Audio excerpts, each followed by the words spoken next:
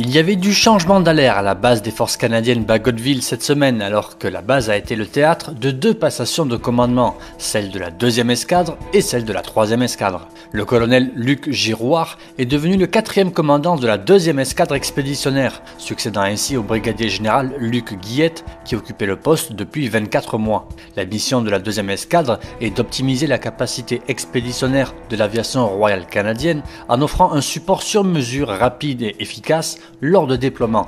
Un peu plus tard dans la journée, lors de la parade de changement de commandement de la 3e escadre, le colonel William Radif, commandant sortant, a cédé sa place au colonel Normand Gagné. Après 2 ans dans la position de commandant de la 3e escadre et un spectacle aérien record, le colonel Radif quitte ses fonctions pour retourner aux études à Toronto. Autre passation de commandement, cette fois du côté des forces spéciales. Le régiment d'opérations spéciales du Canada, plus connu sous le nom du ROSC, a organisé une cérémonie de passation de commandement à la garnison de Petawawa pour accueillir le lieutenant-colonel Michael Laplante, qui devient son nouveau commandant. Il remplace le lieutenant-colonel Andrew Vivian, qui a dirigé le ROSC pendant 2 ans. Jugé pendant 2 semaines pour crime de guerre par un tribunal militaire de San Diego en Californie, un sous-officier des forces spéciales américaines a été reconnu cette semaine non coupable du meurtre d'un prisonnier adolescent lors d'une mission en Irak en 2017. Lors du procès, un autre Navy SEAL, appelé à la barre pour témoigner, avait créé la surprise le 20 juin dernier en s'accusant du meurtre du prisonnier, mais avait obtenu au préalable l'immunité. Le colonel Stéphane Boucher a remis le commandement du groupe de soutien de la 2e division du Canada au colonel Dave Aboud durant une cérémonie de passation de commandement à la garnison Saint-Jean. La cérémonie était sous la présidence de la brigadier générale Jenny Carignan, commandant de la 2e division du Canada.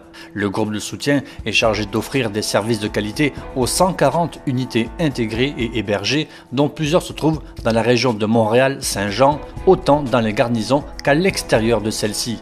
Les 2 commandants ont d'ailleurs souligné l'importance à la 2e division du soutien aux opérations tant courantes que temporaires, ce qui est un modèle unique à travers l'ensemble des autres divisions canadiennes.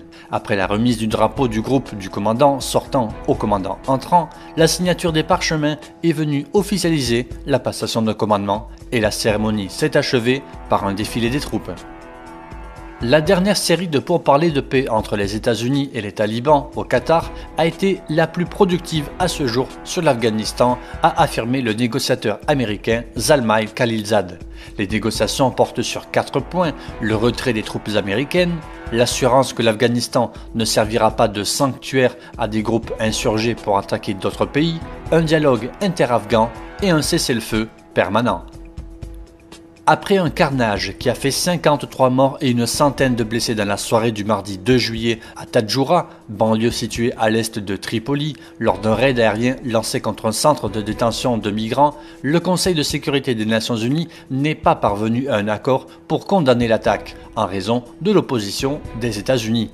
L'attaque serait vraisemblablement due au groupe du maréchal Khalifa Haftar, contrôlant l'est de la Libye, et soutenu indirectement par les États-Unis.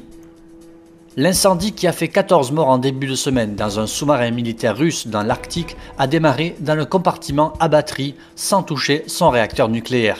Au moment de l'incendie, les sous-mariniers se reposaient et n'ont pas eu le temps d'enfiler leur protection. Seuls 5 membres d'équipage ont survécu en maîtrisant le feu et en faisant remonter le sous-marin à la surface. Selon une source militaire citée par le journal Commerçante, les sous-mariniers qui effectuaient alors une mission d'entraînement près des côtes russes n'avaient pas d'expérience réelle dans la lutte anti-incendie. Le Kremlin a indiqué mercredi qu'il ne fournirait pas d'informations détaillées sur l'accident au nom du secret d'État. Selon la presse russe toutefois, le submersible en question est le AS-31, une version modernisée du AS-12, également surnommé l'Osharik, un engin secret destiné à des opérations spéciales ou de recherche et pouvant plonger jusqu'à 6000 mètres de profondeur.